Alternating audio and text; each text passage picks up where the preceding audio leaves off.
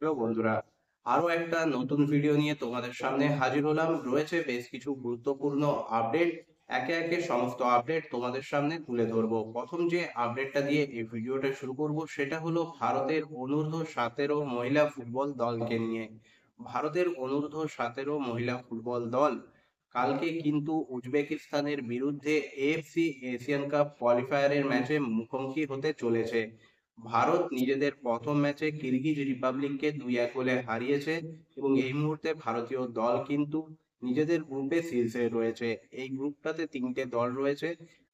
ভারতের কাছে কালকে ভালো সুযোগ রয়েছে উজবেকিস্তানের বিরুদ্ধে জয় অথবা ড্র করলেও কিন্তু তারা পৌঁছে যাবে এএফসি এশিয়া কাপের মূল পর্বে। ইতিমধ্যেই ভারতের জাতীয় মহিলা দল, সিনিয়র এবং আন্ডার 20 দল কিন্তু এএফসি এশিয়া কাপের জন্য কোয়ালিফাই করেছে। এবার সুযোগ অনূর্ধ্ব 17 দলে। তারা লাস্ট ম্যাচে যে পারফরমেন্স দেখিয়েছে তাতে আশা করা যায় কালকেও তারা তাদের সেই পারফরমেন্স উজবেকিস্তানের বিরুদ্ধে মেলে ধরবে এবং এএফসি এশিয়া কাপে কোয়ালিফায়ার করবে। যেখানে ভারতের পুরুষ দল কিন্তু বারংবার ব্যর্থ হচ্ছে, সেখানে কিন্তু ভারতের মহিলা ফুটবল দল আমাদের মধ্যে আশার সঞ্চার করছে এবং ভারতীয় ফুটবলকে বিশ্ব মানচিত্রে প্রতিষ্ঠিত করছে। এরপর চলে আসবো পরবর্তী আপডেটে।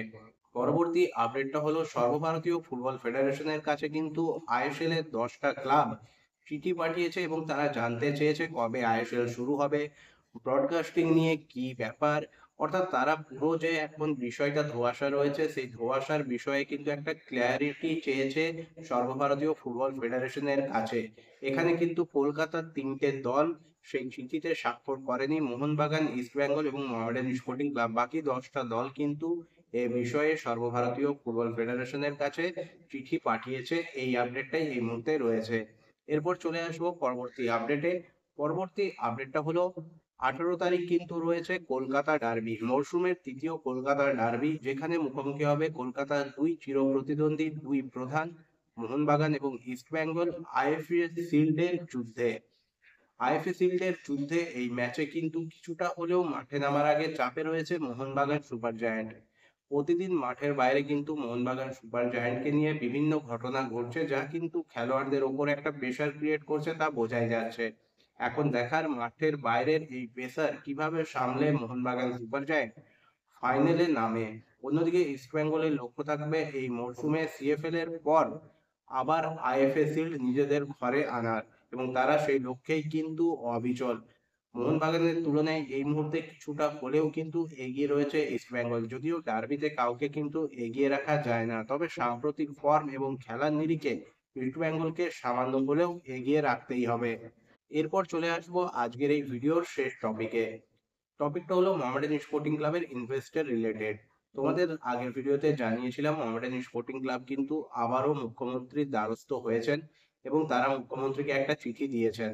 যদিও মুখ্যমন্ত্রী সেই সময় উত্তরবঙ্গে থাকায় তার পক্ষে মোহামেডান স্পোর্টিং ক্লাব কর্মকর্তাদের সঙ্গে মুখোমুখি কিছু বলা বা কিছু কথাবার্তা হয়নি।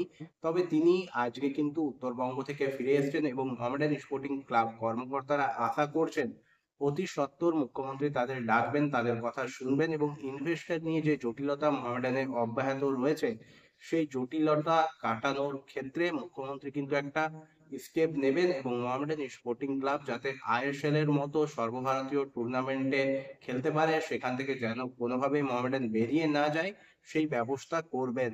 তবে এর পাশাপাশি আজকে কিন্তু একটা বড় আপডেট বেরিয়ে এসেছে আনন্দবাজার পত্রিকায়, যেখানে কিন্তু দাবি করা হয়েছে মোহামেডান স্পোর্টিং ক্লাবের কর্মকর্তারা কিন্তু আনঅফিসিয়ালি এটা স্বীকার করছে যে তারা কিন্তু অন্যান্য পথগুলো দেখছেন এবং তার মধ্যে একটা পথ হলো মুখ্যমন্ত্রীর দ্বারস্থ হয়েছেন তারা। মুখ্যমন্ত্রী যদি তাদের ব্যবস্থা করে দেন এবং তারা কিন্তু চাইছেন যে সেটা যেন খুব তাড়াতাড়ির ভেতরে হয়।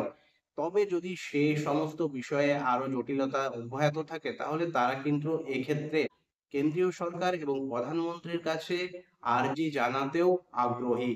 অর্থাৎ বোঝাই যাচ্ছে মোহামেডান স্পোর্টিং ক্লাব ম্যানেজমেন্ট কিন্তু এতদিনে বোধোদয় হয়েছে এবং তারা কিন্তু চাইছেন যেন তেন প্রকারে মোহামেডান স্পোর্টিং ক্লাব যেন আইএসএলটা খেলতে পারে, ইনভেস্টর পায় এবং দলটা ভালোভাবে চলে। তারা কিন্তু সবাইকে বলছেন যে লাগাতার 20 বছর ধরে মোহামেডান স্পোর্টিং ক্লাব কর্তারা নিজেদের চেষ্টায় দল চালাচ্ছেন এই মুহূর্তে আইএসএল চালানোর মতো আর্থিক ক্ষমতা ক্লাবের নেই, এবং যে বকেয়া রয়েছে সেটা কিন্তু একটা হিউজ পরিমাণ। তাই ইনভেস্টর চাই, এবং সেই ইনভেস্টরের জন্য তারা কিন্তু মুখ্যমন্ত্রী, প্রধানমন্ত্রী সবার কাছে যেতে রাজি। তবে তারা প্রথমে দেখতে চান মুখ্যমন্ত্রী কি ব্যবস্থা করছেন, কারণ এর আগে মুখ্যমন্ত্রী মোহনবাগান এবং ইস্ট বেঙ্গলের জন্য কিন্তু ইনভেস্টর খুঁজে দিয়েছেন, এবং যার ফলে দুটো ক্লাবেই কিন্তু আর্থিক সচ্ছলতার সঙ্গে দল চালাচ্ছে। তাই তাদের আশা মুখ্যমন্ত্রী মোহামেডানের ক্ষেত্রেও কিন্তু এই ধরনের স্টেপ নেবেন, মোহামেডানকেও কিন্তু এই যে একটা ডামাডোল পরিস্থিতি সেখান থেকে উদ্ধার করবেন। তবে সেটা যদি কোনো কারণে না হয়, তাহলে কিন্তু তারা অন্যান্য পথগুলো খোলা রাখতে চাইছেন।